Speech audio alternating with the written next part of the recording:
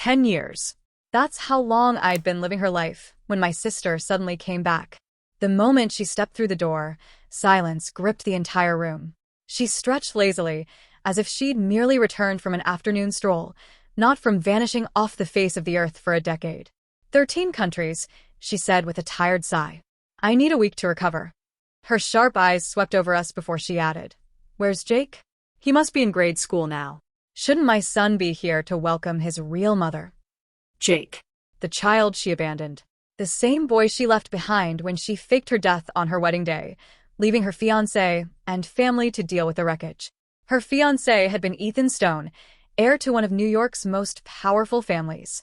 Terrified of scandal, my parents decided the only way to salvage our reputation was to send me, fresh out of college, down the aisle in her place.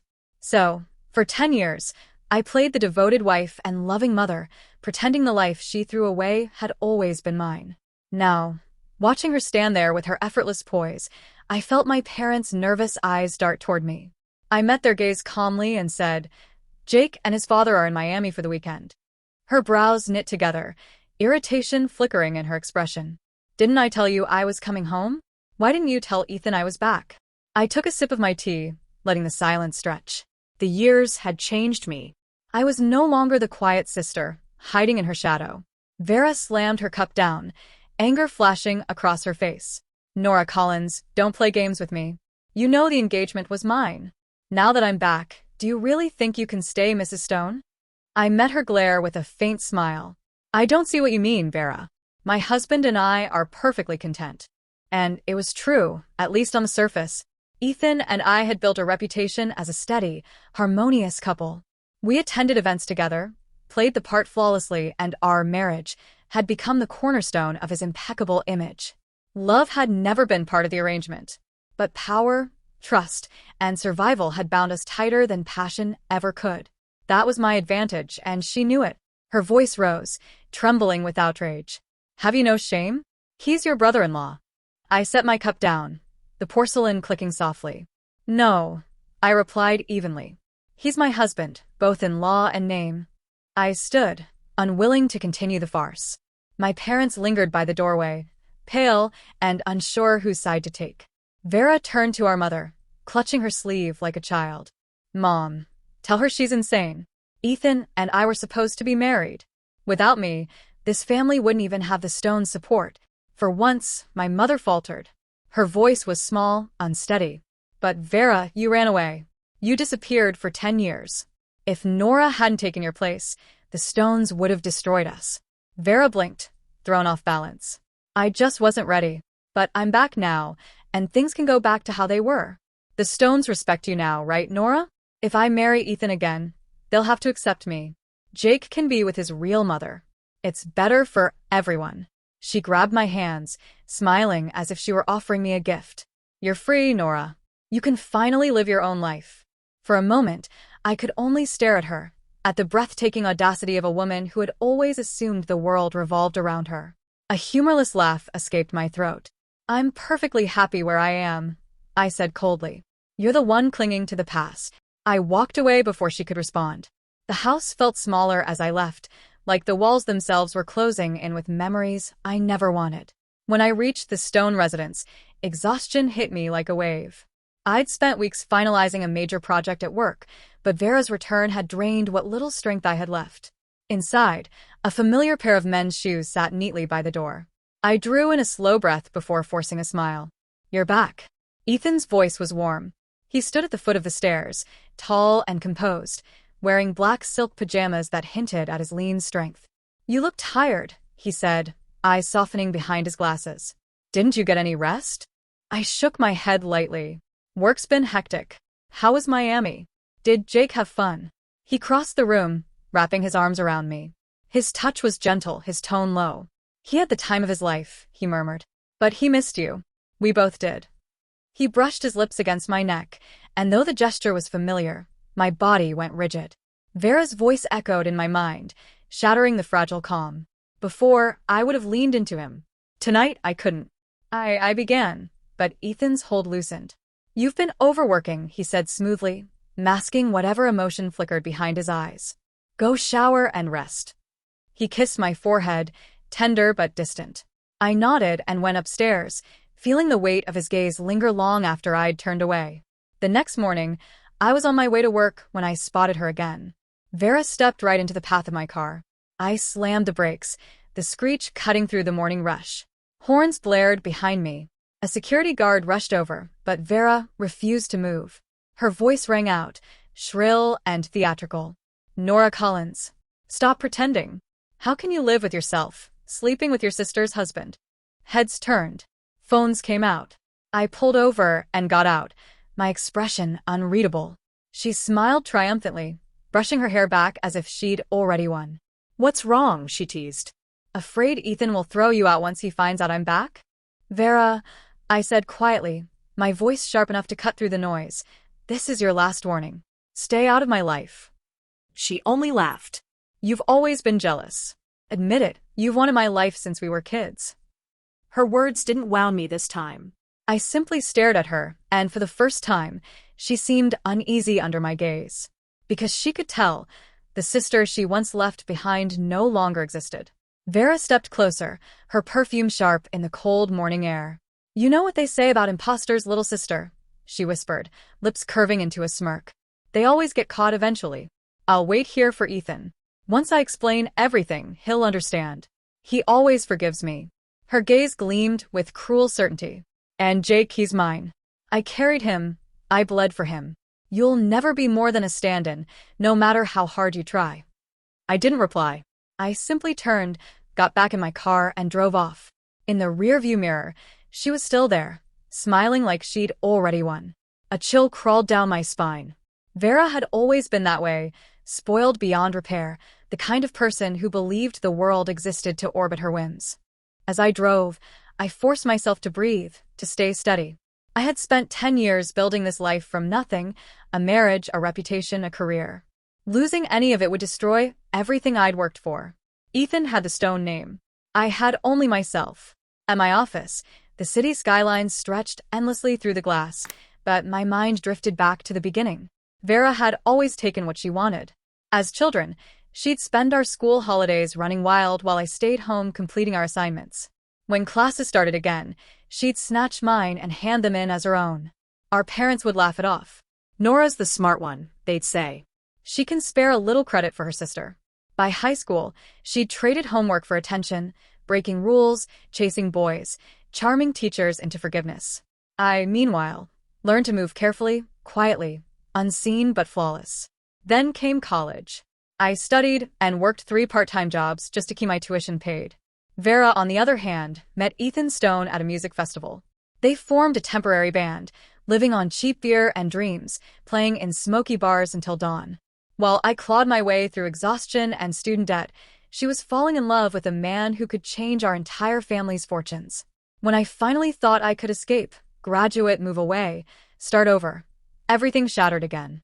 One night, Vera stumbled home reeking of alcohol, her makeup smeared, her clothes half undone. Hours later, the test results came back. She was pregnant. Our parents were horrified. The Stones were furious when they learned their heir was involved. But there was no undoing it. Eventually, an agreement was made. Once the child was born, Vera would marry Ethan, and both families would avoid scandal. The Stones accepted, begrudgingly. But the night before the wedding, Vera vanished. By dawn, the limousines were lined up outside our home, waiting for a bride who no longer existed. All that remained was a newborn baby and 2 families standing in the ruins of their reputations. Ethan's fury was cold and quiet, the kind that burned through air. My parents' fear was louder. Their eyes darted toward me, and I knew before they spoke what they were about to ask. "We still have another daughter," my mother cried. "Nora's a good girl. She'll save us." "She can take her sister's place," my father added, desperate. The ceremony must go on. For a moment, I couldn't even speak. Then the shock turned to rage. "Why me?" I shouted. "Why do I always have to fix what she breaks? Haven't I given up enough already?" My father's hand struck my cheek. "She's your sister," he snapped. "You'll do what's necessary." My mother was weeping. "Please, Nora. If you don't, we'll lose everything. The Stones will destroy us." I stood trembling, my throat tight, my chest hollow. "I won't," I said. "I'd rather die," then be her replacement. When they tried to grab me, I snatched a fruit knife from the table and held it to my throat. "If you force me," I whispered, "you'll be burying 2 daughters today." The room froze. Then Ethan spoke quietly from behind them. "Let me talk to her." Everyone left. The door closed. For 30 minutes, it was just him and me. I don't remember what he said, only that when I walked out, my face felt numb and my will felt drained. I was wearing Vera's gown. I placed my hand in his and walked down the aisle smiling like a woman who had already died. Now, 10 years later, I stood before my office window, the city glittering far below. It had taken everything in me to rise to this point, to become someone whose opinion mattered, whose work was respected. Arms slid around my waist. I stiffened, then relaxed when I caught the faint scent of sandalwood. "What are you thinking about?" Ethan's voice was low beside my ear. "You didn't even notice me walk in." I smiled faintly. "Just going over tomorrow's investor conference." He turned me gently to face him. "You'll handle it perfectly. You always do." I arched a brow. "And what brings you here?" "The main office. Must be keeping you busy." "Things are quiet," he said simply. "I came to pick you up. Jake wants to see that new animated movie tomorrow." "Of course," I replied softly, though my thoughts were elsewhere. He leaned in and kissed me, tender, practiced. I returned it, the motion automatic. That night, when we got home, the house was silent. No sign of Vera. Relief washed through me. Maybe my parents had finally done the sensible thing and sent her away. I collapsed into bed, exhaustion overtaking me instantly. Sometime during the night, a familiar arm drew me close, and I drifted deeper into sleep. The next day, the conference hall shimmered with chandeliers and camera flashes. I worked the crowd with my usual composure, greeting investors, shaking hands, keeping my mask flawless. When I finally slipped into a quiet lounge for a moment's rest, Jake was there waiting. His small face lit up the room. "Mommy, are we going to the movies right after this?" I smiled and brushed his hair aside. "Of course we are. Have I ever broken a promise to you?" His laughter steadied me, pushing away the unease that had been haunting me since morning. But as I stepped back into the ballroom, my world stopped. Across the room stood Vera, clutching Ethan's arm, her expression radiant with false sweetness. His back was turned, his expression hidden. Then she saw me. Her eyes lit with triumph, and her voice rang out, cutting through the chatter like a blade. "I'm his wife. She's nothing but a fraud who stole my husband and child."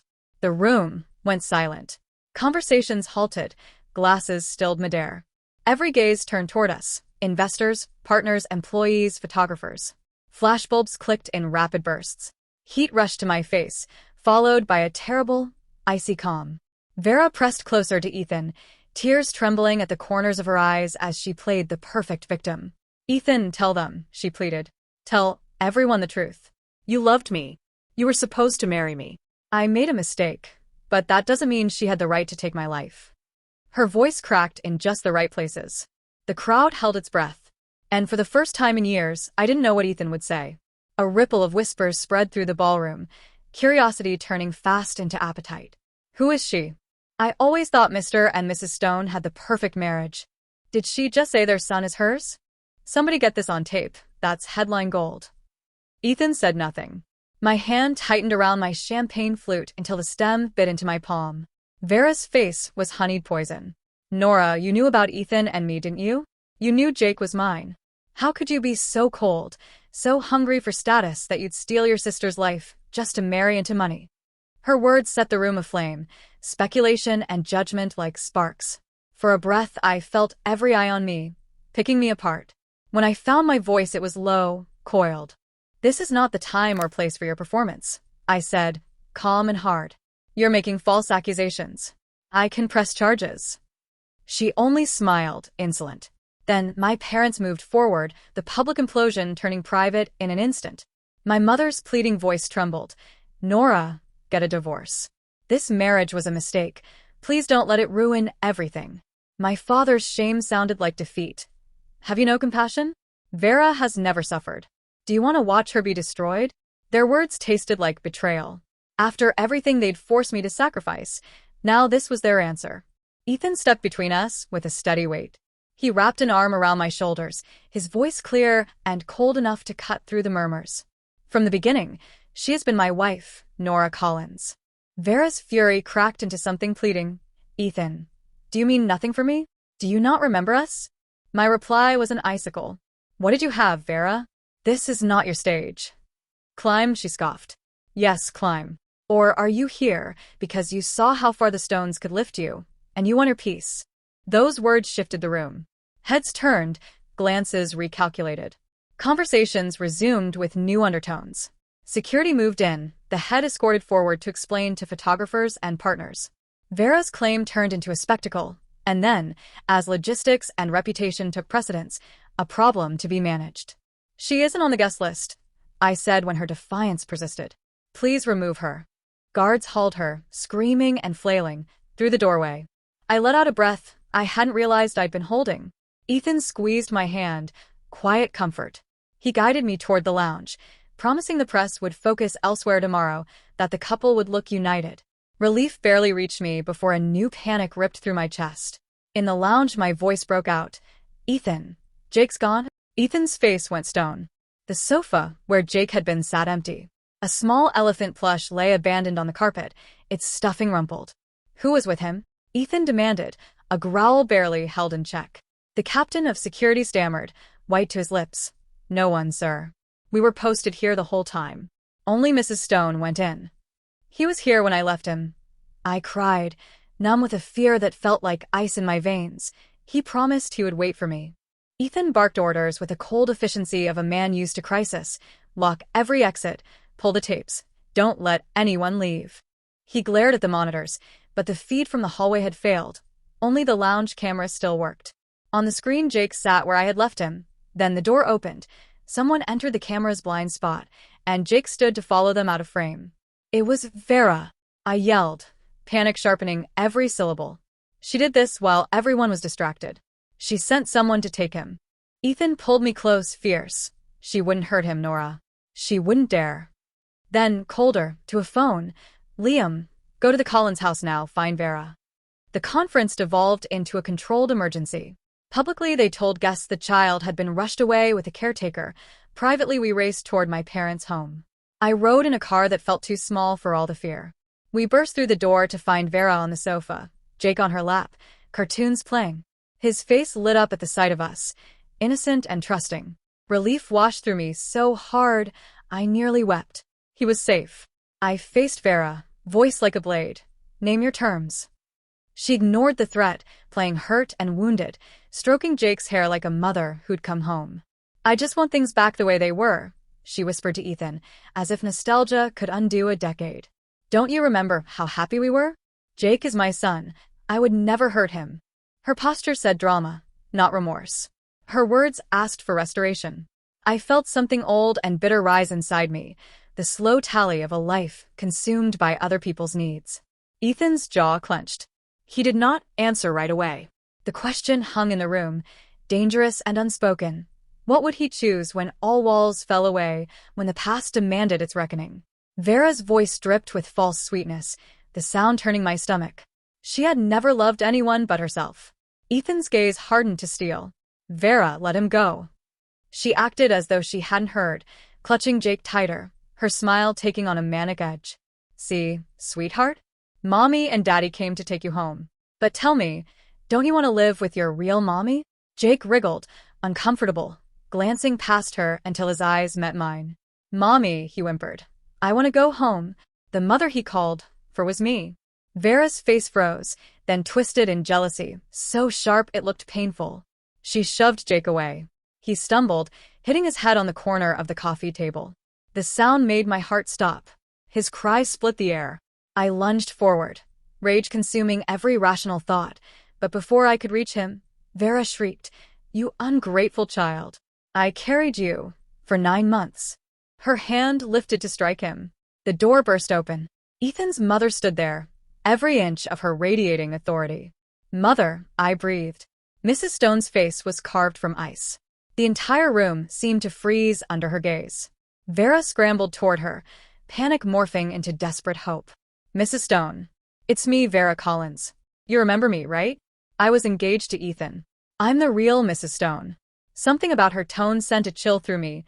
Too frantic, too unstable. Mrs. Stone's reply was a blade. Vera Collins? The name sounds familiar. You must be my daughter-in-law's sister. The rejection hit like a slap. Vera stammered. No, Ethan and we were. Enough, Mrs. Stone said sharply. Ethan and Nora have a solid marriage. The Stone family does not need another daughter-in-law. That was the end of it. Mrs. Stone's authority was unshakable, her protection of me purely strategic. Still, it was protection. Jake ran into my arms, sobbing softly. Vera reached out, but he pressed his face deeper into my shoulder. We left her kneeling there, pale and trembling. I turned back once. She looked hollow, stripped of her usual venom. Something in her expression unsettled me. It wasn't just bitterness anymore. It was terror, as if she knew her life was collapsing for reasons beyond humiliation. After that day, she vanished. Under pressure from Ethan, my parents had been forced to confine her. The Stone family's reach was long, and her instability was too much of a liability. For once, my parents' influence could not save them. I cut ties with that house for good, but Vera's shadow lingered. I tightened security around Jake's routine, hiring a private driver and keeping him close. He was resilient, bright, and seemed untouched by what had happened. Then one afternoon, my assistant brought me something that made the entire puzzle click into place. My mother had been buying baby supplies and herbal remedies for pregnancy. A cold realization hit me. So that was it. That was why Vera had spiraled, why she had been so desperate to re-enter our lives. I hired a private investigator. The report came within weeks. Vera had spent 10 years abroad, drifting from one indulgent disaster to another. Then, a month before her return, she'd gotten pregnant after a one-night stand with an unknown man. At first, she hadn't cared. She never did. But her health had deteriorated, her money was gone, and her isolation was complete. Desperation turned her madness into determination. She came home because she had nowhere else to go. When Vera returned, my parents must have told her everything about my marriage to Ethan Stone. She saw her chance, a way back into luxury, a name for her unborn child, a guarantee of survival. But no one indulged her this time. Her reckless outburst at the conference, her attempt to use Jake, they weren't part of a plan. They were the flailing gestures of someone drowning. By now, she would be near her due date. The reason my parents had hidden her was clear. The pregnancy had become impossible to conceal. Outside, autumn wind battered the windows, scattering gold leaves across the glass. I locked the report in my safe and looked at the framed photo of Jake, his small hands clutching his toy elephant, his smile wide and innocent. He would never know any of this. I would make sure of that. Nora. Ethan's voice pulled me from my thoughts. He set a glass of warm water on my desk. Mother's birthday is tomorrow. We'll go to the estate together. I nodded, brushing my fingers against the jade charm on his wrist, the one I'd knotted for him when Jake was born, a symbol of peace. Of course. Ethan's gaze flickered briefly to the safe, then away. He didn't ask. Get some rest, he said instead. The next morning, as we prepared to leave, our butler hurried in. Sir, madam, there's a call from the Collins family. Your sister is in labor. I froze. Not at the news itself, but at the fact my parents were admitting it. They would never risk that unless something had gone wrong. Ethan's expression was calm. Do you want to go? Yes, I said quietly. I think I need to. The hospital smelled of antiseptic and despair. My parents sat slumped in the corridor, their faces gray, their age catching up all at once. I ignored them and fixed my eyes on the delivery room doors. After what felt like forever, the light above the door turned off. The doctor emerged, exhausted. Miss Collins suffered a massive hemorrhage. We did everything we could. She doesn't have long. My parents collapsed, weeping. The baby? My mother asked through tears. The doctor hesitated. Because of the mother's health and habits, the infant's condition is poor. A nurse carried the baby out. The sight hollowed the air around us, a frail, premature child, barely 3 pounds, its limbs twisted, skin blotched and raw. My parents could barely stay upright. From inside the delivery room came Vera's screams, wild, broken, and primal. She was dying. They rolled her past me on a gurney, her skin pale against the stark white sheets. As the wheels slowed, her eyes caught mine, wild and fever-bright. Her fingers twitched, reaching weakly in my direction. The corridor fell silent. I stepped closer, leaning down until I could hear the rasp of her breath. Her words were little more than a hiss. The stones didn't marry you for love. You're just an investment. You'll never be happy. I smiled faintly, cold but calm. Happiness was never the goal, I murmured, my voice barely audible. Love, power, profit. It didn't matter what had started it. I'd made peace with the world I lived in, and I'd learned how to turn it in my favor. That, to me, was enough. A flicker of disbelief crossed her face, then confusion, anger, and something softer, almost like surrender. Then her gaze went still. Her hand slid from the edge of the gurney, lifeless. My parents' cries filled the hall, raw and echoing. Amid the chaos, a steady hand closed around mine. Come, Ethan said quietly. Let's go home. I nodded. All right. Outside, sunlight poured across the hospital steps, too bright to look at. I squinted, and Ethan drew me closer, shielding me from the glare. Vera's death was like a stone dropped into still water. It rippled for a moment, then faded. My parents took in her child, twisted and frail, as if trying to make amends for all the years of denial. And I moved forward. My career climbed higher than ever. When the time was right, I left the Stone Corporation and opened my own firm. Ethan disapproved, though he never said it outright. I could sense his unease. Our marriage had always been an alliance dressed as affection. Without the company tying us together, he feared I no longer needed him. But I didn't try to soothe him. I let the silence stay between us and buried myself in my work. One night, he came to me, exhausted, eyes shadowed from sleepless nights. Nora, he began, voice tight, marriage should be built on honesty, shouldn't it? We should be able to say anything to each other. He hesitated, gathering courage for something more, but I cut in softly. If the truth could destroy what we have, maybe it's better left unsaid. His jaw tensed. The glass in his hand trembled, then stilled. Without another word, he turned and left the room. I watched him go, serene. As long as that one truth remained buried, the balance between us would never shift. He would always wonder, and I would always know. He wanted to ask which mattered more, love or gain. But the answer was simple, and I never needed to say it aloud. What mattered was me. Love, profit, loyalty. They were all just reflections of what I chose to value at any given moment. And in this world, that choice was power.